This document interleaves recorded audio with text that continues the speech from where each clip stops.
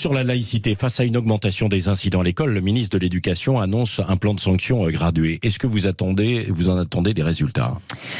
Alors je l'espère. Déjà, je suis content qu'il y ait une réaction, qu'il y ait une circulaire qui soit mise en place, puisqu'il y a encore quelques jours, le ministre de l'Éducation nationale nous expliquait que sa priorité, je dis bien sa priorité à l'école, c'était d'accélérer, d'augmenter les cours d'éducation sexuelle. Donc on semblait être quand même un petit peu à côté de la plaque.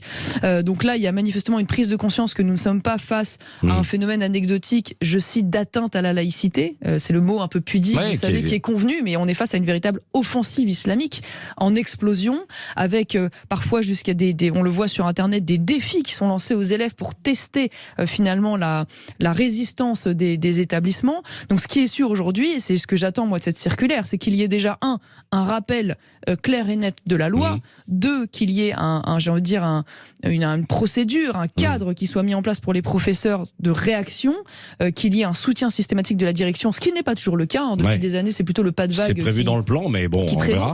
De la formation. Est-ce qu'on est capable d'identifier ces offensives, d'identifier les mécanismes de radicalisation, et puis ensuite des sanctions absolument exemplaires à l'égard de ces jeunes, qui pourraient d'ailleurs aller jusqu'à, pourquoi pas, privation temporaire des aides sociales aux parents, si vraiment il y a un fait avéré de provocation et d'atteinte à la loi.